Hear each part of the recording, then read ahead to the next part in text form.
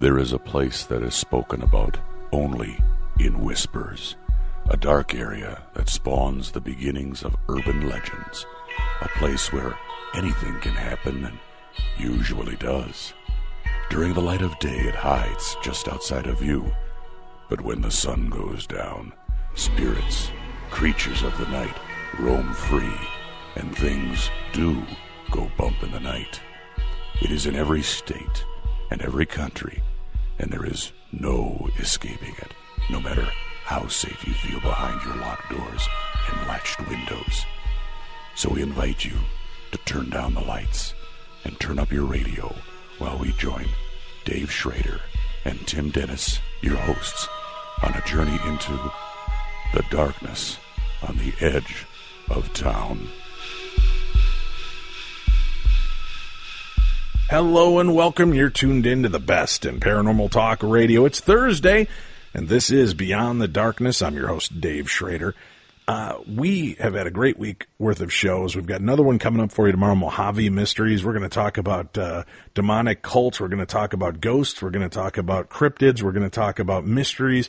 There's some great things we're going to cover. Mike Behrman will be our guest tomorrow, plus a brand new Theater of the Mind. You will not want to miss that. Today, we're going to dip back into the world of Darkness Radio. When we were on for 11 years with Darkness Radio, a great guest that joined us often.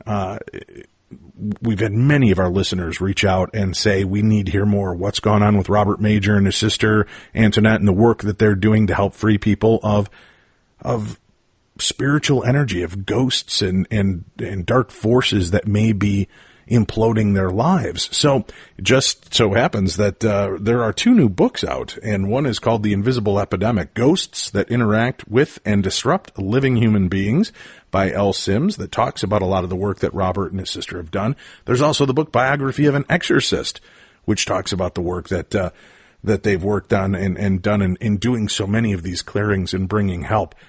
Robert, you're a clinical hypnotherapist. You're from Southern California, and you've spent, what am I right, about 12 years that you've been developing this technique with your team to try to diagnose and remove attachments and possessions from people? That is correct, Dave. It's actually been a lot longer. When we first got introduced to our abilities, it's been almost 19 years. All right, and talk to us a little bit about this. So for new listeners, how did you realize that this was a gift and a calling that was given to you? Well, when we were doing some trance work, I started receiving communication through my sister that wasn't her. And through that, we were able to develop a lot of these gifts that were provided to us. But this was the one that I thought could make the biggest, greatest change, where we actually were active in what we're doing. So what we call them attachment removals. And we come to find out that so many people in the world are attached and that they're causing so many problems in these people's lives. So we actually just provide the space and to get these people mentally healthy again, physically healthy again, depending on what effects the attachments have on them. All right. And Antoinette, you've got this ability to kind of channel and get information regarding these people and what it is that they're dealing with. Has this ability, this channeling ability, been with you your whole life? I developed it about, I believe, like 19 years ago. We kind of found it by accident. And so, okay. Yeah, and it was really interesting because it was kind of scary for me at first. Well, Antoinette, we accidentally find $5 in our jacket pocket we forgot about. We find a roll of candy in Grandpa's suit coat. How do we accidentally stumble on the fact that we can channel and get information from some other source? Well, okay, so Bob was down one day, and I said, hey, there's something going on in my house. I keep seeing stuff out of my corner of my eye, right? And we finally found out it was a little ghost. He started communicating with me. And so that's when I found out, when I went into a deep trance, and there he was, just sitting. All right, you're getting a little far out on me on audio. I don't know if you're moving away from the microphone or not. No, but, I'm okay. So you saw this ghost child I did. And then you decided to try to connect with him to channel his spirit? Is that what you were working on?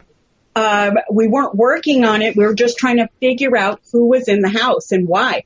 But under trance, it's weird. Like you go into this different go into a different dimension of sorts. Okay. And he's just sitting right there. And he voiced everything to me, what he wanted and why he was there. And then, we actually had to go and confirm what he was saying. And sure enough, it's true. And then we just went from there. And, we went from there and we kept practicing going into a deep trance, seeing who's around, seeing what's going on. And then, one day a spirit guide comes in and she's like the head of the spirit guides, in this particular space I'm in. And then she conveys to me something about the young man I was, watching at the time, babysitting him. And she wanted to convey that he's not being treated well at home. So those kind of things, she started to say, and it kind of freaked me out, of course.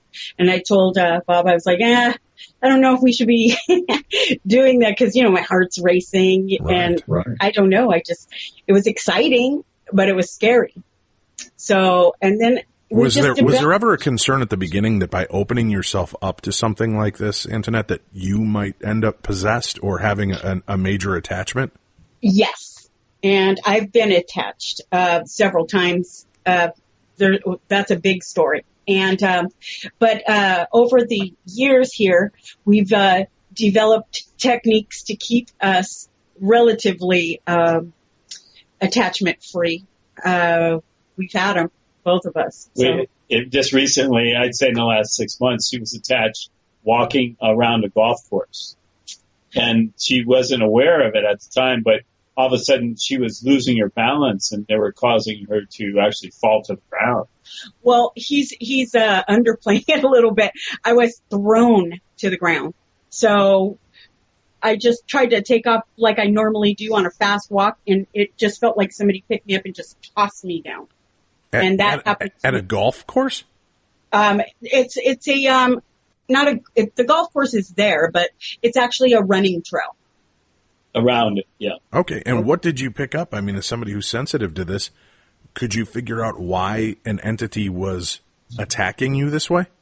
I did not even pick up on it right then. I picked up on it when it threw me down 4 more times outside of my own home. And then I said... I have to ask real quickly, did you just have a weird noise go off in the background where you're at? Yeah, it was some vehicle that... Okay. Yeah, sorry. Because as you're talking, it sounds like this over the microphone to me in headphones. Yeah, somebody like on a souped-up car came by. Good. So it wasn't demonic voices surrounding Antoinette. I was going to have to end the interview real quickly. All right, I'm sorry. So let me get back to this. You couldn't sense what it was that was attacking you? Not at first. I had said to Bob, I said, maybe I'm attached. We better check because I've gotten thrown down by just taking one little step and then thrown to the ground. Like I thought my hip broke. And then I was attached, and they didn't really give too much information except for they were around for a very long time down where I go walking and jogging every day. But why violently attack you? What was the purpose? Just to get your attention? I believe this. I believe that there's a lot of entities out there who are very vicious, and it's not really to get my attention. It's just because they figured they would just attack me. I mean, that's basically it. They know what we do. And, yeah. I mean, she has another story where some guy comes up to her car outside a 7-Eleven and looks in the window and goes, "I know what you do." And I was like, whoa. Yeah, and I had just pulled up just to go in 7-Eleven to get a soda, and I was like, oh. And then he kept looking back at me and, making weird gestures. And I was like, whoa. And so I know that guy was attached. But we're really good at looking at people who are attached anyway. All right. Well, Robert, when we talk about attached, right now, it sounds like she was attacked. But how do we jump to the conclusion then that she has an attachment? That's something, or what is maybe the best way to start this is, what is your definition of an attachment? An attachment is conscious energy that's free floating around us. We really can't see them because our senses aren't open to them. But through hypnosis, we're able to basically discern who they are. What happens is that if there's a break, you have an energetic field around you that is, it protects you. But if there are any cracks or fissures in there, that's how the energy can get in. Because I basically tell people, you're driving a car and you're the only pilot. But once a crack occurs, and it can occur at any time in your life, you can start accumulating these attachments. The more attachments you accumulate, the more powerful they become. And you get these attachments, these spirits that are drawn to you. Is there a specific reason why they're drawn to one person over another? Well, it depends on what you do in your life. Say you are a heroin addict. Mm-hmm. Well, all of a sudden now you're going to start attracting ghosts that were heroin addicts in their life because they still want to continually experience that. Okay. So, yeah, we had an individual who he was attached by 41. And they were basically all heroin addicts, and they were going to destroy him. He was going to be dead within 10 days or whatever. But with the removal, because that's the only way, if you have to remove them because they compound the need for the drug. They're the ones who actually will prevent the healing or well, that's a pretty big statement. I mean, a lot of times, the medical community says it's the addiction to the drug itself that gets that, but you believe that it might be the spiritual attachment that is making the addiction so much stronger. Stronger, exactly. Unless you take the attachments off, you're not going to have a whole lot of success no matter what kind of detox you go to or so we were able to do the removal. The young man was successful in kicking the habit, but we believe like if we wouldn't have done the removal, there's no way he was successful. Because he wasn't going anyways down for treatment. He was refusing it, and it's really the attachment that refuse, and they make it so the person doesn't want to do anything. And how his mother got him to us is, she was very thankful that we got them removed because he was so, he wasn't gonna get his treatment that he needed. Right. And, the attachments, like I said, they hold you like a hostage. Yeah. Well, so Robert, it's just like that. How are you utilizing hypnotherapy to kind of divinate who's attached and how? How do you reach out to those spirits? Well, we're connected. We not only have our team here, but we have a team on the other side. Everyone has a personal guide, and we work with a group of guides on the other side that assist us in depending on what we're doing. But we have 2 or 3 of them there that just exclusively work with us just for attachment. So we do what we can here. We go into the trance state. In that trance state, we open up this other dimension. While we're in that dimension, so many things can occur. We're just not gifted with this, but we can actually scan a body, tell us if they have health issues. We can talk to any animal because in that space, the communication is open. Which we call trance channeling. So that's the way I do it. I'm a channeler when I'm in trance, so I can channel the spirit guide. She can move aside and a guide can come in and take over her body, just like a possession can take over another. How do we differentiate then between the fact that I'm just dealing with depression and that as opposed to I'm being oppressed by a spirit that may have attached itself to me? How is there any way the layman can see that, or does he need a specialist like you that has the ability to kind of straddle these two worlds?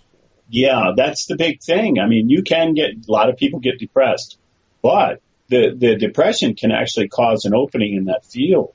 And then all of a sudden now we get 7 or 8 others that are totally depressed. And when they come in, they compound it. So we know, like Robin Williams, we knew he had 9 attachments on. And we know that they actually compounded his depression to the point of where he committed suicide. So our job is just to kind of to clear the people let them go back and deal with their issues by themselves, where it's not a compounded issue.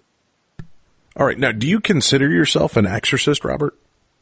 Well, I say this because this is what exorcism is. It's removing the evil spirit or whatever that has been around since biblical times and before.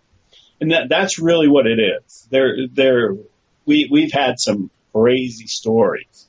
I mean, crazy, wonderful stories. Yeah, I mean, the girl who was chewing herself, she was attached by a cannibal that walked the earth 350 years ago. Now, if the regular layman were to look at that, they just say, "Oh man, she's really in bad shape. She is possessed or whatever." But for us, it's a 20-minute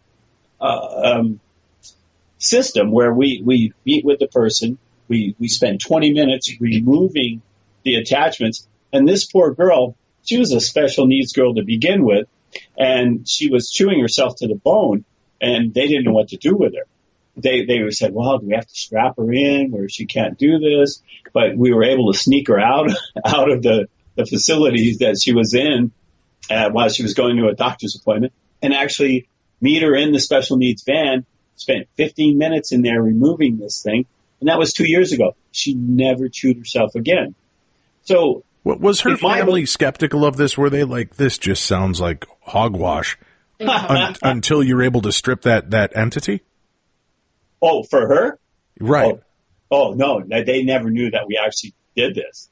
They weren't going to give us approval. This was kind of like on the sneak. Well, how did you get how did you know that she was having these problems then? How was it even brought up? The caregiver knew us. Okay. And that's how we got the message. That's how we checked her. And that's how we were able to do it. So the family never said, "Hey, why did she stop chewing herself?" Never knew, whatever. But we don't care. As long as we get the job done.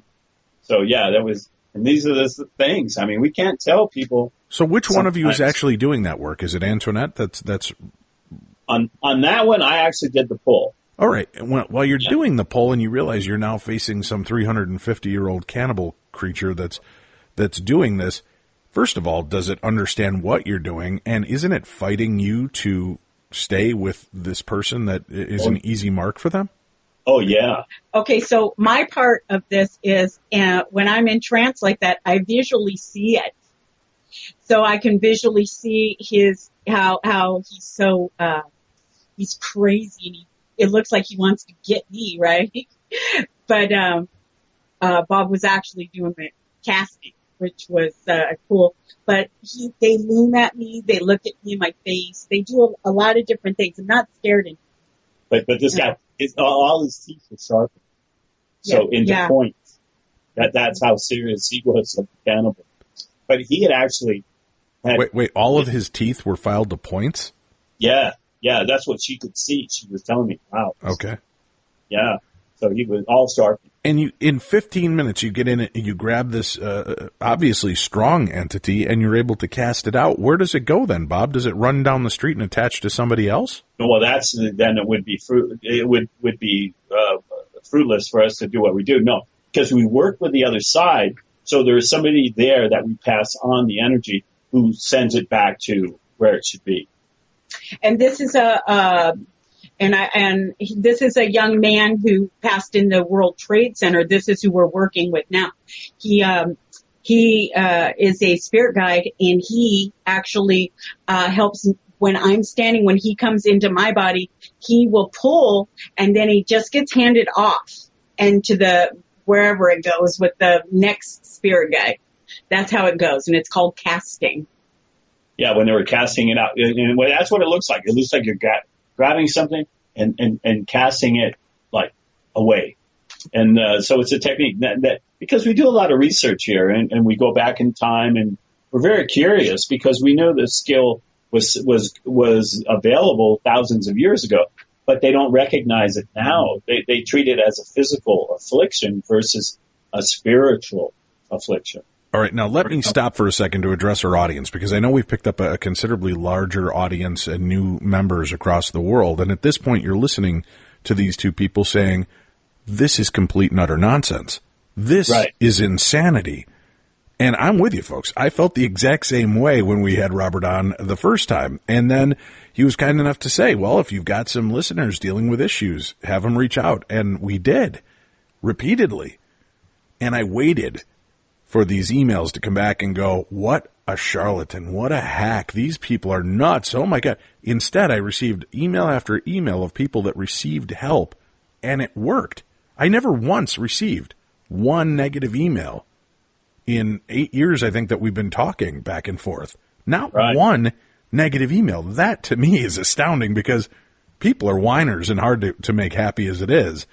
And to reach out to you, get this help, and feel that they were adequately helped and dealt with, that's pretty astounding. So for our listeners that this, again, sounds so hard to gather, I'm with you. I understand that it sounds unbelievable, but I've seen through listeners that have reached out to me, and a few that I actually know personally, not just online friends, who have gone through Robert and Antoinette, and they're freed of the affliction they've been dealing with.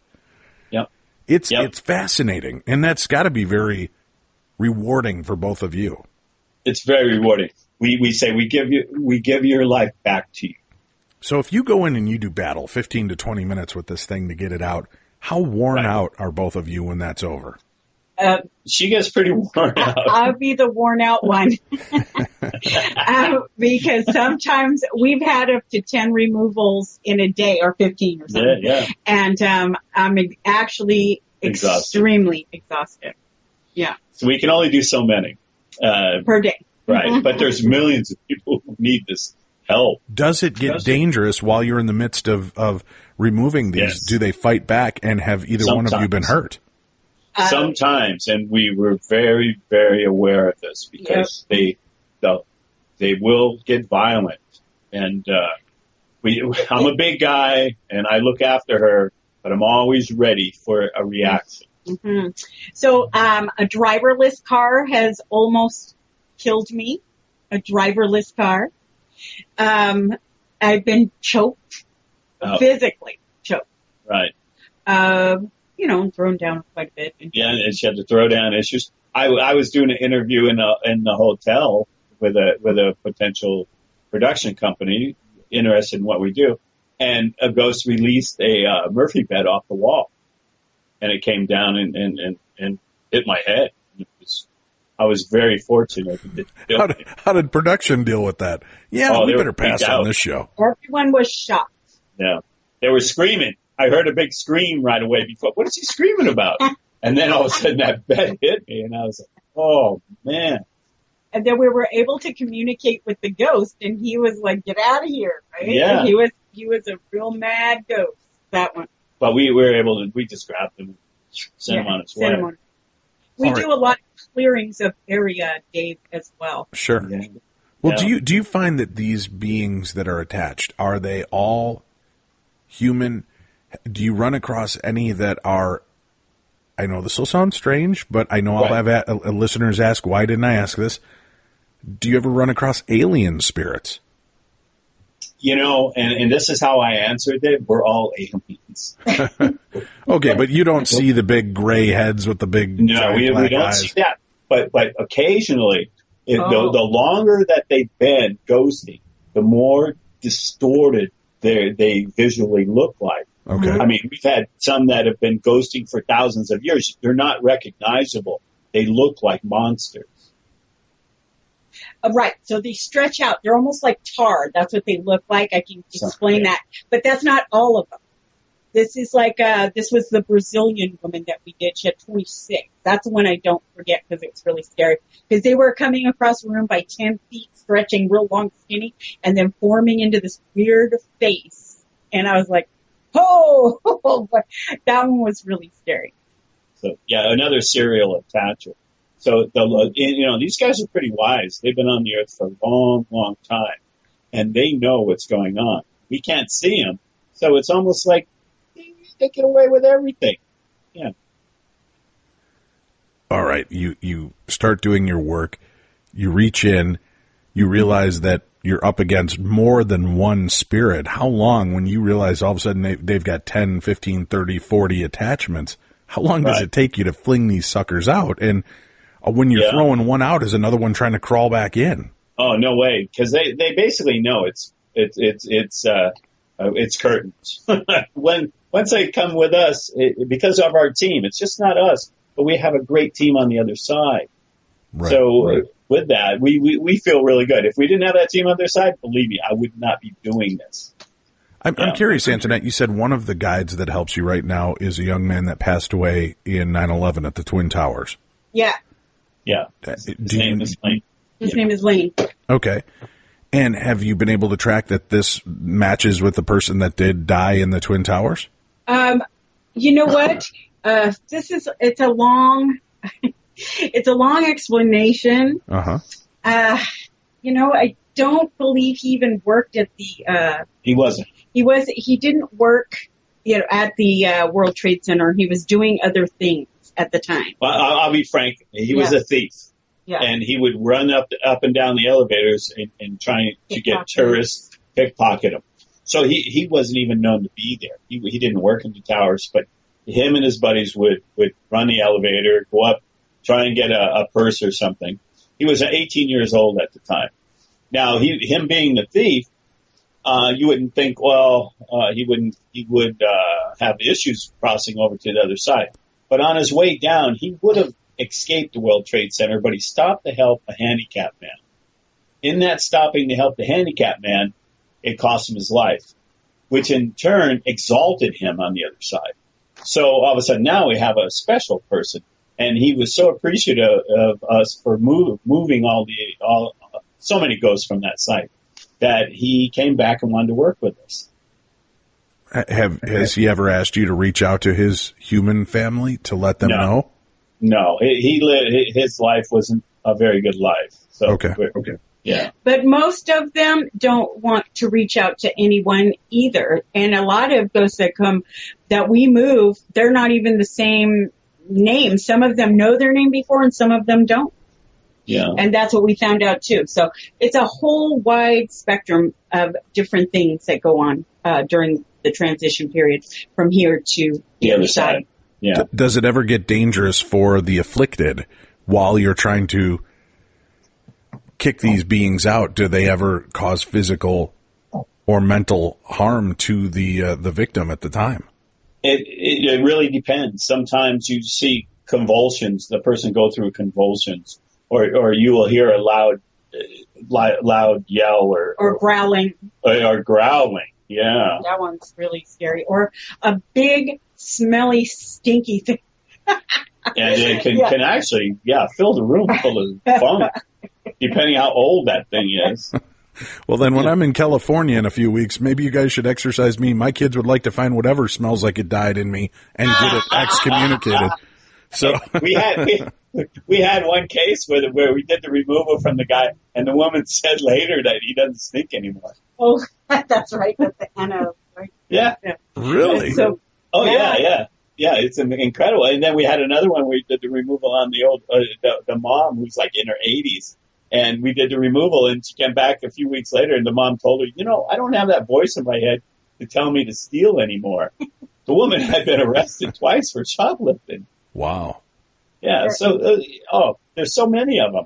So I got a story for you. So we always get calls from out of the country or out, up north just a little bit here. So this is one of my favorite ones. So it's a little boy. This guy calls and goes, "Hey, I need some help with my child." He's talking to Bob. He's real wild. That's what he says to Bob. Right. But so he drives him all the way from Oregon to here.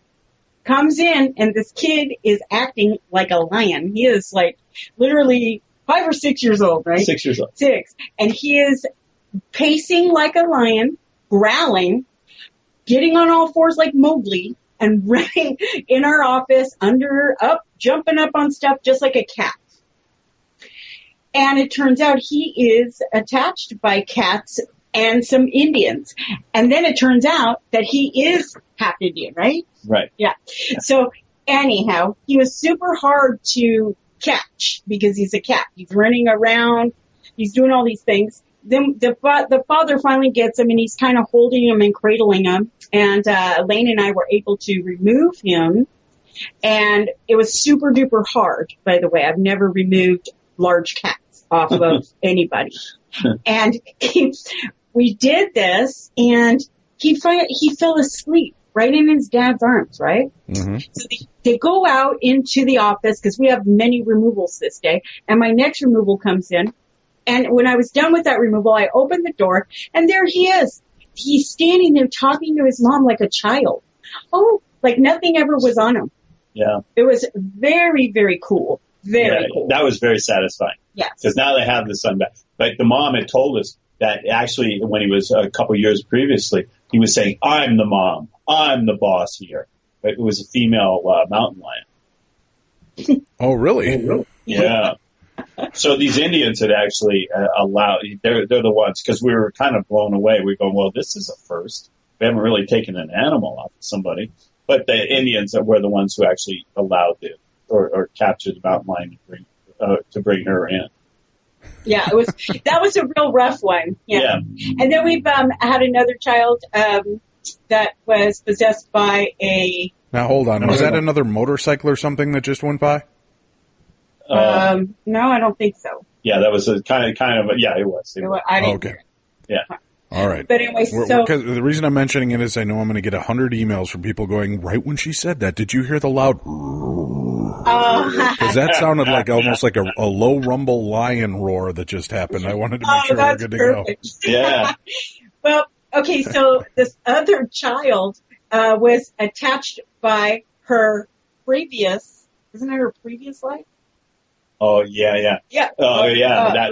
That was another one. But that was a whole different thing. It wasn't attached, but it was living the remnants of its previous life. Oh, okay. And that was a child, 4 years old, 5 years old, getting kicked out of school for all these things. And they said, well, can you check her for an attachment? And it was another oddity. No, that's a remnant from the previous life coming in and still trying to live. And they said, well, it's going to take about 14 months and that remnant will leave. But it was really psychologically hard on parents. The kid had got kicked out of preschool. She was talking inappropriately. She's doing all these things that the 10-year-old, which that was the 10-year-old right. on the wharf, right? Well, yeah, it was a kid from England who was they called it a street urchin because it was homeless and all. So a lot of times, everything that we deal with is a lot of tragedy that occurs in people's lives that allows this stuff to occur. The past lives aspect really fascinates me. Uh-huh. The remnants of our past lives can be trying to take over, edge out our personality here. How do we know that it's not a ghost? I mean, is there any telltale signs for me before I even come to a Robert Major and his sister Antoinette to know that this is a reflection from a past life as opposed to an evil entity trying to gain control? Yeah, well, that's what we're always checking on. But I'd say that your previous lives have a lot of effect on the life that you're living now. So that's understood. Right. When you have this kind of thing, it's an anomaly. It's not really a normal, but we've had a few cases of it. And we needed that explanation because we said, hey, this just isn't right. We could see the child change right in front of us. All of a sudden, a very gentle female little girl, all of a sudden it changed. You could see it in its eye like it was ready to strangle you. And this is a 4-year-old beautiful little girl. Right. And all of a sudden she turned into something very creepy. Right. Well, yeah. I have a few daughters I've seen that happen with. I don't know if that's paranormal or they're just not getting their way. But boy, either way, they're terrifying. Listen, we have to take a quick break. We've got more coming your way as we continue to talk about Ghost Remover. We've got Robert Major, his sister Antoinette is here with us as we discuss some more of the cases they've worked on. We'll do that when we return to Beyond the Darkness. All right, let me break this.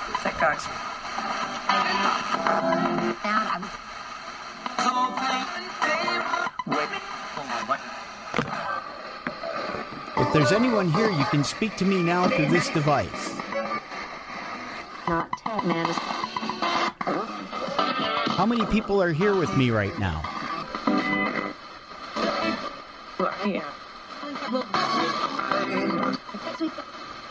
Where exactly are you?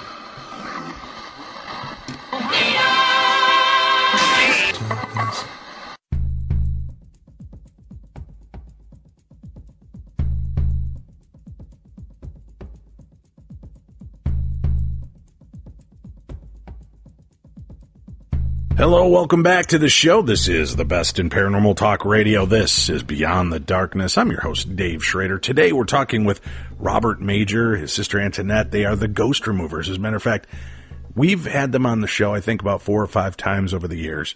Have had listeners reach out to them, come to them from other states to try to get rid of attachments, to get answers. And as I said earlier on in the show, what fascinates me, I've never had one email negative ever about what the work is that these two do. As fascinating and as far-fetched as it sounds, and it still does, Robert, I hope that's not a slam to you, but it's just to think this is what's going on. To the layman, to the person like myself without these abilities, it just sounds insane. But we know there's something going on. There is this epidemic. There is this haunting that's going on around the world, and it seems to be getting stronger, and we seem to be getting more and more interactive as we're hearing from all different cultures and all around the world. Is there truly a thinning of the veil going on right now? There definitely is. They're stepping way out of bounds. They're starting to really affect. If you heard recently about that 8th grader who killed his dad's girlfriend, because he had a man inside of him, Jeff, who did it. The kid actually called 911 himself and said, "Hey, look, I just killed my dad's girlfriend, but it wasn't me. It was this guy, Jeff, inside of me." And these are the things that we really would like to bring out and say, "Hey, look, this kid's not crazy." What they do, the ghosts can morph into themselves for just moments, if that's all it takes. And we know that this occurs. I mean, we have a link on Beyonce on my site where you could see her morph during her presentation at her presentation for the Super Bowl. And her eyes go completely black. Her arms start getting larger. Her neck bulges. And so that entity is morphing at that time. So we know that so many times, all this unexplainable, what possessed this person to do that? The guy who did the driving in New York and Times Square and run over the people. We know he is heavily attached. We do know that the guy who killed Chris Kyle was attached, the Navy SEAL. But we can't stop it. All we can do is tell you, be aware of radical changes in behavior. And once you see that, if all of a sudden the guy's okay yesterday, and all of a sudden today, he's acting really strange. Well, to me, I'm going to look for an attachment. Couldn't it just be that some people are just evil, Robert, and they're going to make bad choices? Does it mean that there's a paranormal or supernatural element driving them? Well, of course, that's what we when he's in 8th grade, we're suspicious. Because why should he be evil at that age? We do know that a lot of these attachments are very evil, and that's why they didn't cross over to go back to the other side, because they know that it's not going to look good for them over there. So they stay here, still continuing that evil behavior, and that's all we can help you with. Hopefully, we can close the opening. Hopefully we can remove the attachment and you can live your life. I mean, if it happens after the fact, I'm sorry. What are we going to tell the courts? Oh, this kid was attached. He murdered his dad's girlfriend and it really wasn't him. No, it's not going to work. That is a fascinating story. I'm going to definitely have to look into that for our True Crime Tuesday shows. I wasn't even aware of that story. Yeah, it was out of Ohio about 2 weeks ago. Yeah. Huh. Just go 8th grader. 8th grader kills dad's girlfriend. So, yeah, I actually sent it to the attorneys for him. I said, hey, look, the kid's actually telling the truth. And it's just doing our part. Yeah, so. I work so hard just to do what I do. Yeah. When you see a case like that, and you see that horrible outcome, I mean, that is like a horror movie. The idea that these spirits can move a person against their own free will. Right. To do something that harmful. Yeah. How are they gaining this much more power now, Robert? Well, it takes more than one attachment. That's what we're finding out. Like a lot of them will bring in sub attachments, but the sub attachments won't actually be able to control. What they do is provide more energy for the takeover. So, like I said, a lot of people are living with an attachment or two, but when it starts getting to 5, 6, 7, 8, 9, 10, then we got to start worrying about, wow, what's going to happen with this person in time. And we actually have a story about a guy and his mother, and they were both attached. Right. So and this guy was a great guy. Everyone loved him, and he moved back east to take over the family business. But little did he know, his mom heavily attached. Now this guy went through this big breakup, and he gets attached. All of a sudden, the attachments start fighting each other. The attachments, so they're not even involved. The attachments are battling each other. And he ends up actually killing his mom and killing himself. Yeah. So, that is unbelievable. Yeah. I mean, and there's nothing I can do. If I would have been able to see him beforehand, we could have circumvented that. But again, the spirits are aware of each other. And they are not only interacting with the human form, but they're interacting with the other ethereal creatures around us.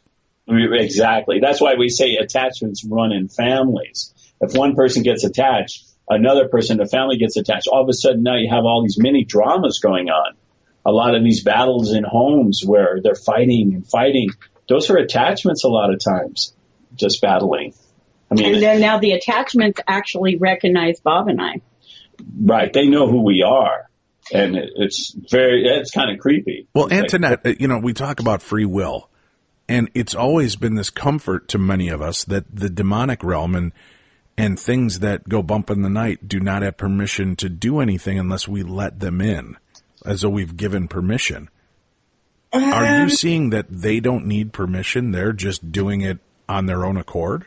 They absolutely don't need permission to come into your space. I got to tell you, 2 or 3 nights ago, I almost called Bob at 2 a.m. because I'm trying to go to sleep, right? And next thing you know, shuffling's going around in my room. So I hear my fish is going absolutely crazy, right? And I'm thinking, what is this? But then I look and I see an entity, but he's like, he kind of like was, squatting down a little bit. And then I just dismissed him. I just said, okay, don't be afraid of him. Turn on the light and go to sleep like that. And that's what I did. I just turned on the light and went to sleep. But he kept shuffling in my room, by the way. Yeah. Yeah. They don't. If there's a break in that field, they just go right in there as if they own it. When we did a removal years ago. Oh, wait, why aren't we protected? Why don't our guardians or our angels or God kind of make sure that these fissures are not open and allowing things in? Right. Well, that's why we have to prevent the damage. We cannot abuse children. We cannot do heavy drugs. We cannot go into fits of depression.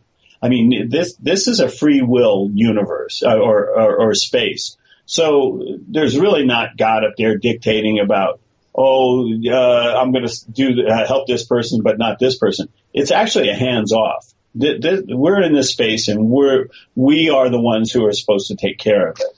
This knowledge it should be out there, and it I think it was out a long time ago, but then the powers that be kind of just kind of like put it off, sweep it under the rug. Yeah. So. I mean, I've been in touch with the Catholic Church, and I said, hey, look, we can do this we can help you with this. And it was the guy who they did the movie The Ride On. It was Father Gary Thomas. And I'm talking to him. I said, well, I said, we do this all the time. He goes, well, I've done maybe 5 exorcisms. He goes, but I can't tell if they're crazy or they need exorcism. I said, well, that's the difference between the two. We can do that. And, It seems so crazy, but we treat it like it's like our everyday thing. We're like our everyday life. So yeah, that is our everyday life. And there's the one girl who came in, and she was actually, she was a bit crazy. Right. The one that screamed. Really oh yes, it scared the heck out of me. I'm still here. Oh God. And she was actually just crazy. Yeah, so but we knew it. So we just said, okay, well, we'll see you later. I have to just guide you right out right now. Yeah. Cause we know who's crazy and. Yeah. If they have mental issues, I mean, that's the other thing too. If they can have mental issues and then get attached, and it just compounds the mental problems. So, I mean, we could take them off and let the person go back out into the world, and hopefully they can find whatever medical help. So, like I said before, we could take the attachments, but not the crazy. Right. Well, and for our listeners, I did a little research on this. The Ohio teen. Now, I don't know. Is this a different one? I'm picking this up from April 11th. Urbana, Ohio. Authorities say a 14-year-old Ohio boy told a 911 dispatcher that an alternate personality was responsible for killing his father's girlfriend. That's the one. It says here, the Springfield News-Sun reports the 8th grader told a dispatcher last week after the slaying that another person inside of me was responsible for stabbing and shooting 4-year-old Heidi Taylor at the home she shared with the teen and his father in Mad River Township, about 50 miles west of Columbus. The teen has been charged with aggravated murder in Champaign County Juvenile Court. His attorney says the teen has mental issues. Now, they're referring to it as like a split personality. It says here the teen described Taylor as his mother in the 911 call and said that he hates his alternate personality named Jeff, who was going to make him die in prison. Right.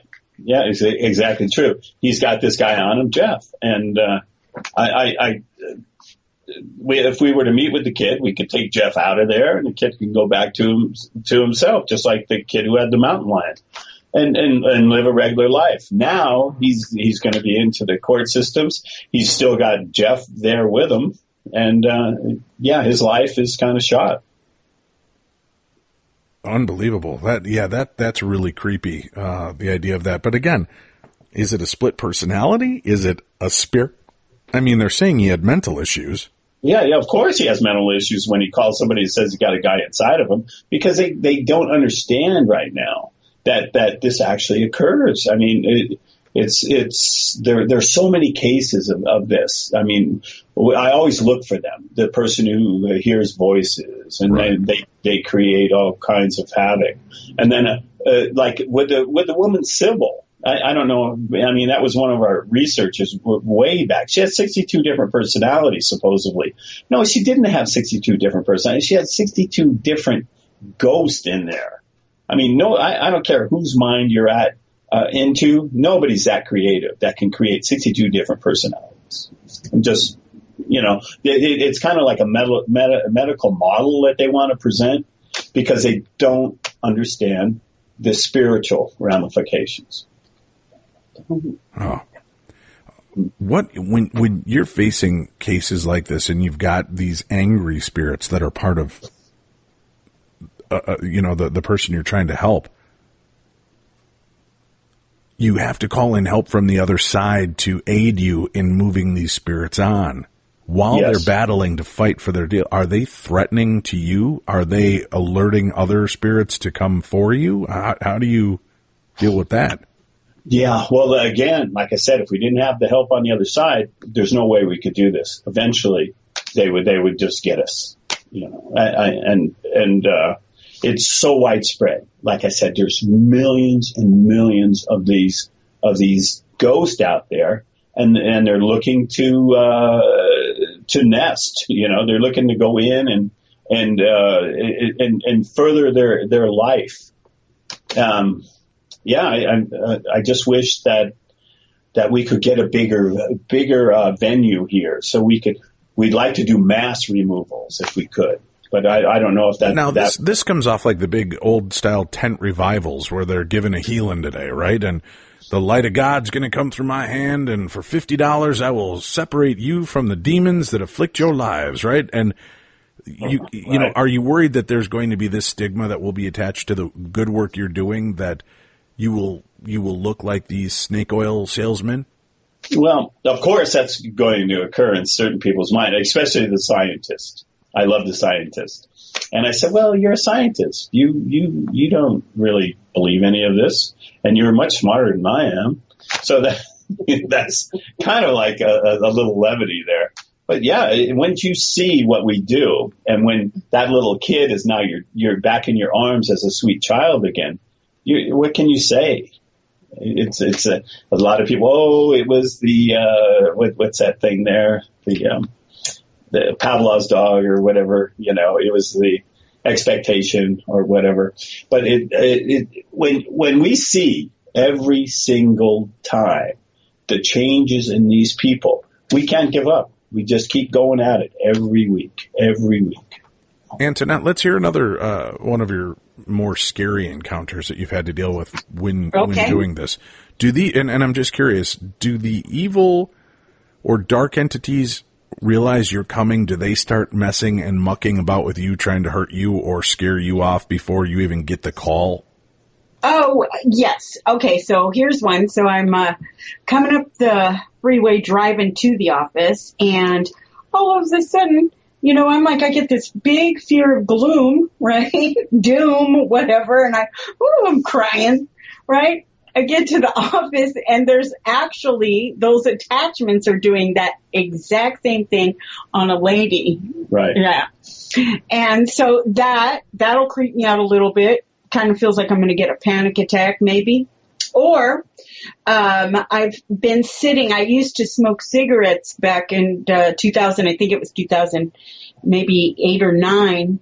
No, it had to have been like 2010. So I'm sitting on the porch. It's Easter Sunday. And it's early in the morning. I'm having a cigarette. And the car across the street and diagonal. So it's parallel parked, but it's across the street. Diagonal, right? And, parallel. So I hear it start up, and I'm just sitting there smoking, and it comes down the street. It's 2 houses down. So it comes, then it starts to come into my driveway, but the tree, the way the shadows were, the tree is making the windshield a little dark, right? So I just think it's the neighbor. They're going to turn around. Well, as soon as it gets to the driveway, it floors it like boom, and I had to jump, and it went straight into my house. Well, there was no driver, and there was no driver. The airbag went off, and it was grinding, trying to, the truck was going vroom, vroom, trying to go through my house. And my roommate came out, and he's like, "Who hit it?" And I'm like, "No one." There's no one in there. And he's like, "What?" So he goes over and he opens the door to shut the car off. There's no key. And he steps on the brake and shuts the car off. And it is a stick shift truck, little tiny truck. And I'm just sitting there, I was like, oh my gosh. Well, prior to that, there was a evil entity on a nurse, and this is, she was real, she wasn't going anywhere. This is what she had, said, that was going to happen. And then she just kind of left or something. I can't recall that particular She was going to see us in 2 days. Oh, so okay. This happened on a Sunday. Her appointment was on a Tuesday. So we were going to do the removal. Well, this ghost definitely did not want this to happen, was trying to scare my sister away from me actually doing this. This is what we come to find out later. So a lot of these people in these professions, like hospitals where people die, or jails where people they have so many attachments on them that they're not themselves anymore. I can tell you, working around graveyards, you better be a little careful. There are so many spaces out in the world. Like you're going, I understand you're going to go see the castle, over in Romania, and there's so much darkness there. I mean, you got to be aware. That's for sure. Not on Darkness Radio trips, Robert Major. We'll be protected because we'll all be getting hugs from Darkness Dave. Don't try to scare people off my trips, Major. What are you doing? No. I'm just saying, you got to be aware. we were doing some removals the other day out of a space, and there's all these ghosts there. And then we're doing the removals, and all of a sudden they said, well, we're going to remove the ghost slaves. And I said, what do you mean ghost slaves? There are actually ghost slaves that other ghosts control. And that kind of blew me away. I was like, whoa. Because we were clearing an area and there was over 600 or 700, right? Of these ghosts. Some were Indian, some were slaves. And they were ghost slaves is what we're doing. They said, yeah, they're at their beck and will. Whatever that ghost says, that ghost slave has to go do. And I'm thinking, man, this is just getting really, really crazy. Yeah. You're running into ghosts that are controlling other ghosts. Other ghosts. Yeah, this was our first time ever, though. That we heard of a ghost slave. Yeah, so we learn new things practically almost every time we go into session. Yeah. Do you go to locations that have not asked for your help, like the Queen Mary, and if you encounter a ghost, do you fling them out? Yeah, you know what? They have every right to be there as long as they're not disrupting. Then that's what we're told. Hey, we can't take every ghost out because that's their freedom of choice. If they want to ghost, they can ghost. If they want to ghost, they can ghost. Yeah. Nothing you can do about it. That's right. If they start causing problems, yeah. All right. Well, how do we, if it's so easy to get an attachment, guys, and these things can drain us and drain our lives, how do we start to protect ourselves so that we are not, the fodder and feed for these entities? Well, first off, you got to keep strong. I know that a lot of love will protect a child. I know that if you don't go off and start abusing, substance abuse, or that you don't get in a big downward spiral in your life, that you're pretty much protected. Now, we would like to say that if people would just come and see us, that we could seal any openings that they have where they can crawl in. Well, we will definitely. I'll have to meet up with you guys when I'm out in California in a few weeks because I have a few holes that could be plugged.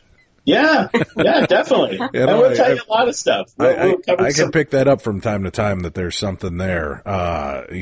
It's funny as we do this interview today. I'm doing this from our home as we have the holiday week and did not have a chance to get into the actual studios to do recording over the weekend as we normally do. So I'm recording this from home. And as we've been talking, I can see by my stairway the little child ghost that's in my home. I can see it keep poking its head around the corner.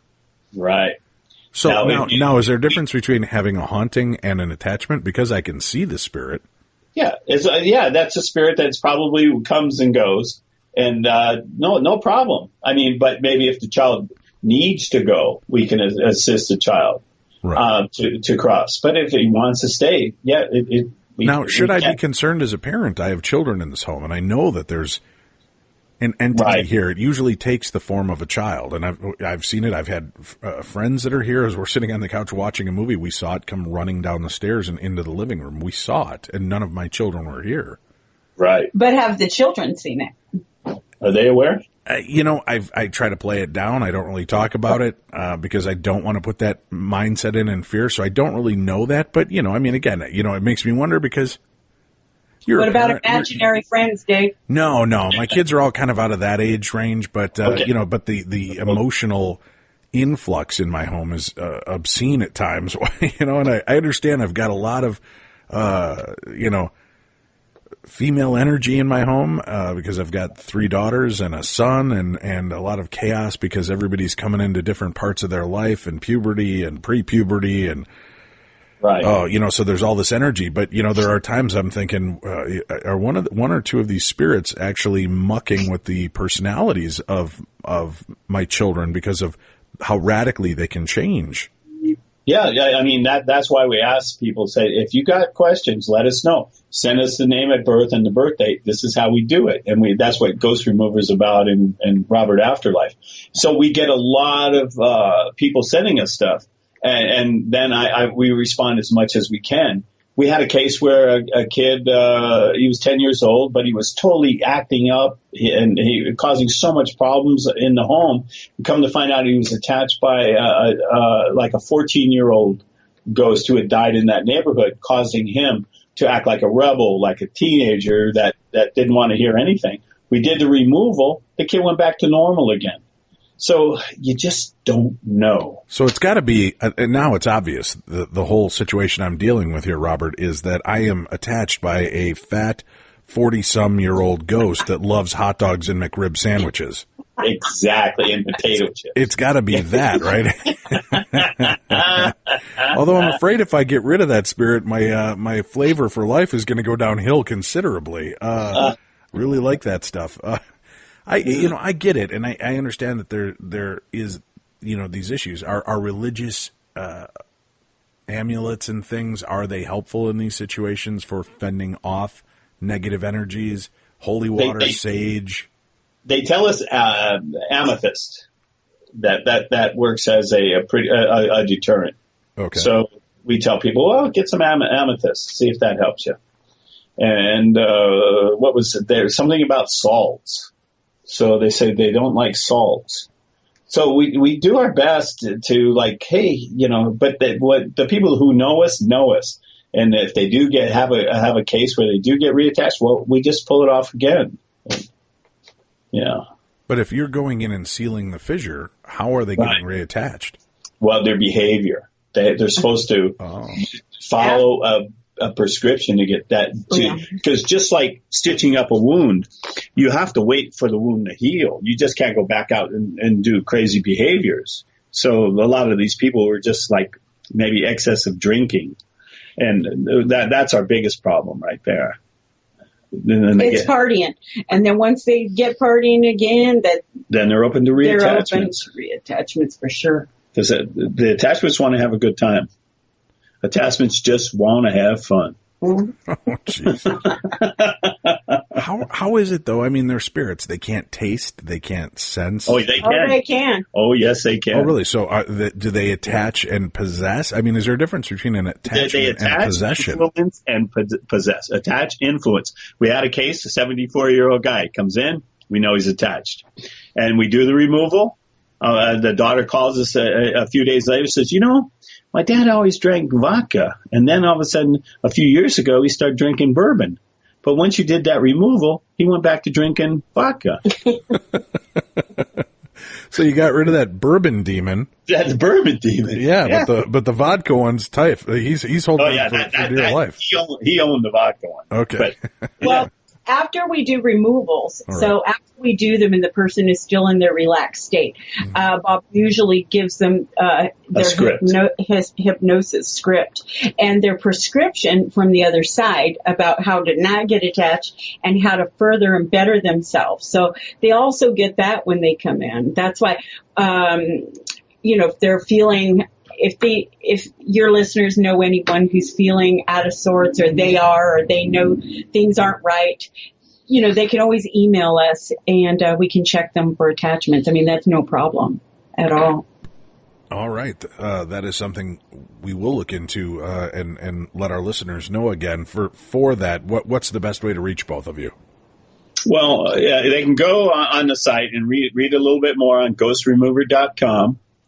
If they want to email us, then they send an email to robertafterlife@gmail.com. robertafterlife@gmail.com. Right. All right. I've got an interesting question to throw you here, Robert. As a clinical hypnotherapist, right. as I've been very open about talking on the show, I've had an overwhelming bone-chilling fear of death since I was very young, from an age where death should not really even be a concept that would bother me. Right. Yeah. A lot of times that occurs when somebody close dies and the child doesn't really understand. And you tend to manifest in that way. A lot of times fear of flying is a fear of death. So that occurs too. So normally it's when somebody passes at an early age. So is that a remnant from a past life that's still affecting me, do you believe? It actually could be. And is that something that could be cured? Because, I've talked about it so much on air that I've had listeners reach out in droves saying, this is the same unequivocal fear I have and it's so irrational, it's so stupid, but it's there. Is that something that could be cured through hypnotherapy? Probably. Yeah, I have total confidence in swaying the subconscious mind to suit your needs versus its needs. The subconscious mind is your tool, and that's why I was always fascinated with hypnosis. I saw the major changes occur in people in hours versus months of therapy. All right, that's something we'll definitely have to talk about off air, and then I can let our listeners know about that as well, because that's something that, as I rapidly approach 50 this November, and I realize I've got a lot more years behind me than I do in front of me now. Yeah. Well, mortality does raise its head. Yes. And you start realizing that and looking into it. The fear has only gotten worse over the years, but I wasn't sure if that was something that growing up in a haunted house, was it because the spirits in the house were fearful of death and I was resonating with that energy for so long that made it a part of me? Yeah, there could be so many ways. But if you get to meet with us, or we get to meet with you in a few weeks, maybe we can help you with that, because of course, the spirit guides have access to a lot of your data banks. What about our family members? If we're with somebody at the time of their passing, is there a chance that they can attach to us as well? We've had one case of that only. One case. So it normally, when people pass, they go to the light or whatever, and what they say. Well, that's your, it's almost like your Uber coming to pick you up when you pass. Well, if you reject the ride, you're here, and there's not another Uber coming. So that's what we try to do is create a vehicle for people who didn't cross over when they should have. So a lot of times that we're here to move the ghost. The idea that we are being visited, that we have this epidemic, this unseen epidemic surrounding us, an invisible epidemic, as you put it, with ghosts, and it's getting more and more prevalent. Right.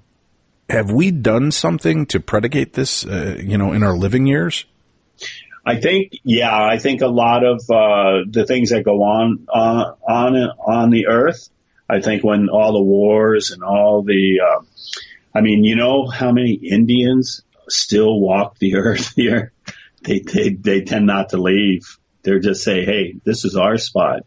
This is our land. We're staying, and there's not much we can do about that because they have every right. So I think it's really, really a lot about misconduct. Yeah. All right. Well, guys, it's always fascinating catching up with you, and I'm sure you'll be hearing from our listeners. Again, robertafterlife@gmail.com is the way to email them if you have questions, concerns, and thoughts. And I know sometimes it does take them a little bit of time to get back to you because they will get overwhelmed by emails. And the website, again, they can check out? Yeah, that's ghostremover.com. Ghostremover.com. Antoinette, Robert, thank you for the work you do and for keeping us up to date. The books are out and available right now, The Invisible Epidemic Ghosts. That's one of the books. There's also the biography of an exorcist that talks about the work Robert's done. So we'll have links to those and ways to find those and make the purchase. We wish you both a lot of success in the future and keep us in mind with more stories as they become available. Okay, Dave. Perfect. Thanks, Dave. And then hopefully we'll see you in a few weeks. Buddy. Yeah, and then I'll do a review on this. Not a review on you, but I mean a review of this with Tim in studio and tell him what occurred when we had a chance to meet. So we'll work on that for the future. Tomorrow we have M.L. Behrman who's going to join us. We're going to talk about mysterious Mojave, all of the strange things that happen in the Mojave, from ghosts to cryptids to demonic cults, mysterious murders, all kinds of weird things. That's tomorrow on the best in paranormal talk radio. This is Beyond the Darkness.